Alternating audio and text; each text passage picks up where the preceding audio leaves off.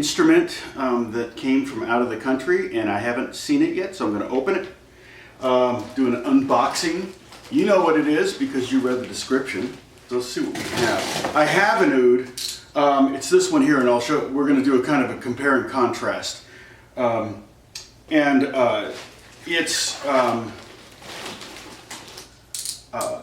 It's a pretty standard oud, round back, friction tuners, peg tuners like a violin, and not electric. This one has three features that I kind of wanted in priority. Main thing was the geared tuners, and the other thing was I wanted a flat back. This one has a flat back, so it won't be falling off my lap like this, my main oud does. Hopefully it'll sound as legit as the big round back. The body's going to be a little smaller, so the sound might be a little smaller. But this one will have a pickup in it, which is kind of nice, because then I can kind of mess things up, go direct, and put reverbs and delays, and we can even try distortion maybe, just for fun. Okay, so it's in a case. Oh, kind of. No, they put a case in here. All right, so there's just like a gig bag kind of case.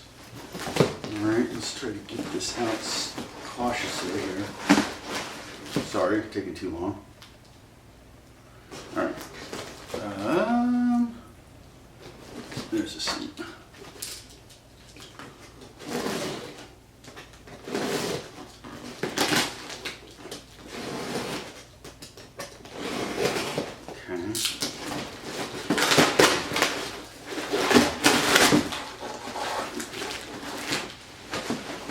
What else we got? Okay.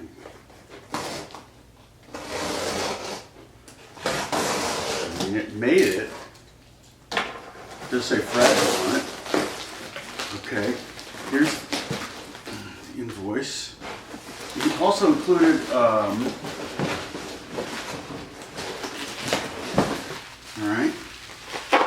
So also included for me better strings. A lot of times when you buy these world instruments, and they're not the Gibsons and the Martins and the Taylors of the world instrument market. I mean, I could easily spend $5,000 on an oud. I think I spent $300 on this. A very, very good guitar player named George Deering recommended that I get this one, but he also recommended that I buy a set of really good strings, and as soon as it came in, to replace the strings. And that's exactly what I did. A lot of times, cheaper instruments will come with very cheap strings. They're cutting corners. But the nice thing about strings is you can always upgrade strings. So try not to scratch the instrument here. I'm pretty good at this. All right, let's work on this here. Oh wow, he gave me a lot of picks. That's really cool. So he sent me some bone picks in a little leather, like a suede pouch, which is really cool. That's excellent. I need to start to learn how to use these picks. So you play it very differently than a guitar, but I've always just used a regular guitar pick, and I probably will right now, just to kind of show it off at first, okay? All right. And the fact that he gave me a set of strings, and he said these were good strings, premium oud strings. The seller also knew that that the strings that come with the instrument aren't always the best. Okay. Now the body is pretty small, so I'm assuming, before I actually get in here,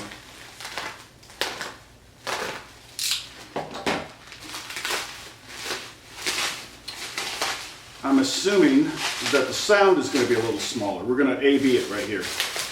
Almost done. Let's get this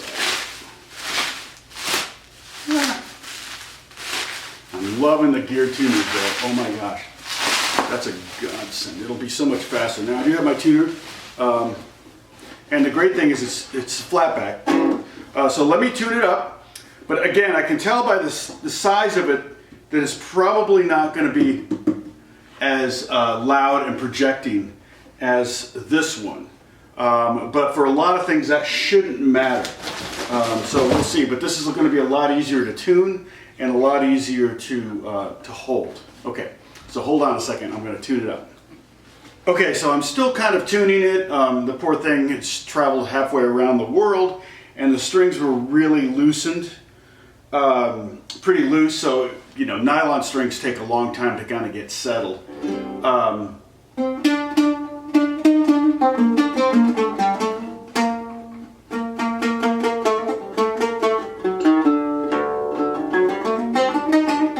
keep in mind, I'm not an oud player. I play one on TV.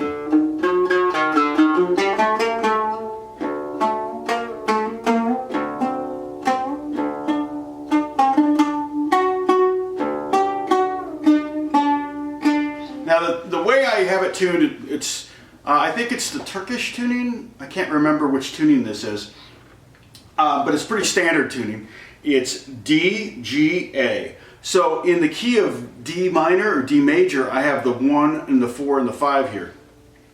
And that really helps because a lot of times what you're doing when you're playing oud is you're hitting a note and then playing against that note. Almost like you're accompanying yourself. But really what this does is it gives you a note to tune to because it's fretless. So there's a lot of extra notes in here. And Western music has notation for 12 notes per octave, but Middle Eastern music has notation for 54 notes per octave. So they have these things that are like sharps with 3 lines and sharps with 1 cross and then flat with a line through it, things like that. So they have other kinds of notation. And they're used to hearing those scales. I'm not really used to hearing it. When I do work on the oud, generally I'm working on Western music, or at least working with Western composers that are expecting basically diatonic scales, you know, D minor or things like that. So I'm trying to play with what they used to use was a feather, but this is like a very long and skinny pick. It's pretty flimsy. I would generally like a heavier pick. You know me, I like my 1.5s. Now right off the bat I noticed the tone was much quieter.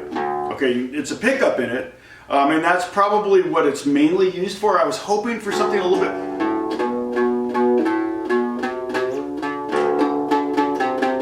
with a little bit more projection.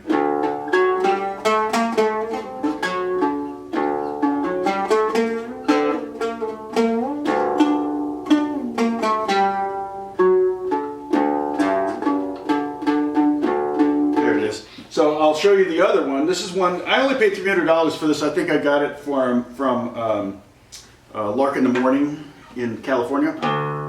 Hear that? Right there, that note is great.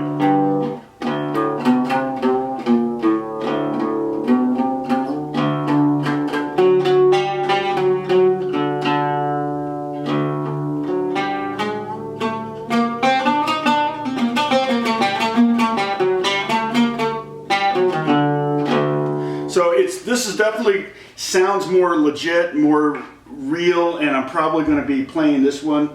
And you can tell, you can see I already have all my frets marked on here essentially, so I can kind of find my way around on the thing when I'm reading music. So I'll mark this one. The other thing I'm going to do is I'm going to put, I think I'm going to go ahead and put the strings that he sent me. They're here. And I'm going to put these on tonight and then tune it all up and see. Newer, better strings might help with projection a little bit, but it is very narrow.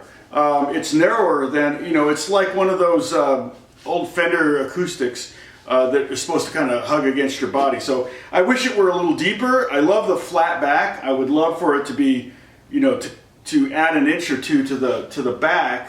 I don't mind having it further away from me. I love the fact that it's not going to be rolling off my lap like this one is. So let's plug this in and see what it sounds like in that context anyway, just for fun. Okay, here we go.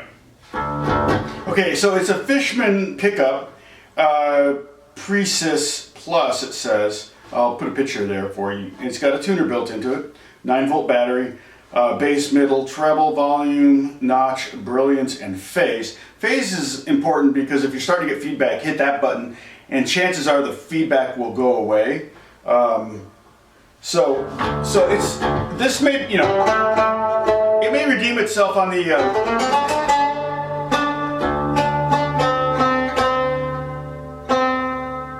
it's not staying in tune very well, but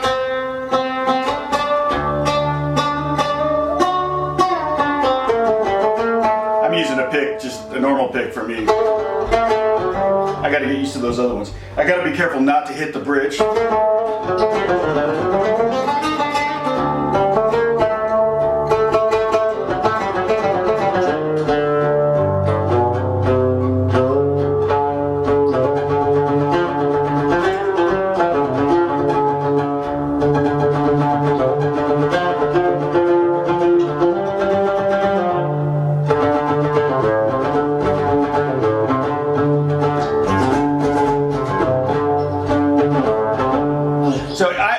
Fun with the oud. I really like playing around with it, and I've used it on a lot of games and a couple movies and TV shows and things like that. But yeah, like I said, this one is not going to really. I got the volume all the way up, but I don't know if I have the room all the way up. I can brighten it up. I've got reverb on it too. But I'm really getting into fretless instruments. I recently picked up a fretless bass, and I just used that the last couple days on a couple different things. And if I turn off the volume again, you can hear how.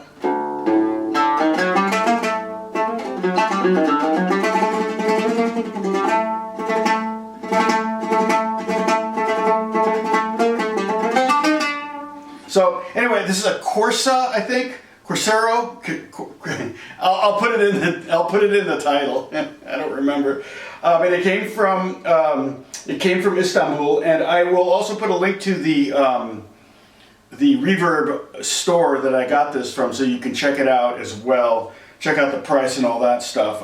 That may change every now and then. The workmanship's not bad though. Hold on a second.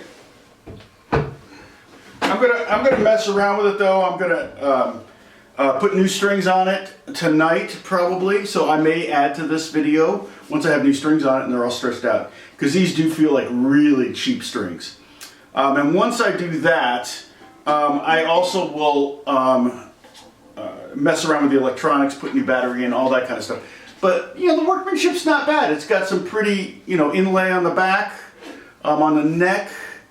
The funny thing is, it's an 11-stringed instrument, but it's got 12 tuners. So I'm wondering if this headstock was actually made for a different instrument. But I think you can have, I mean, I could totally double the bottom string, but there's only, on the nut, there's only 11 notches. So that's not unusual, or it would be unusual to have a 12th string on an oud. Okay, well, hopefully that was interesting for you. I'm sure I'll use this. Hopefully I'll get my money's worth out of it, and I will talk to you later. I've got more stuff coming, so we'll probably do more of these kind of videos. Thank you. Take care.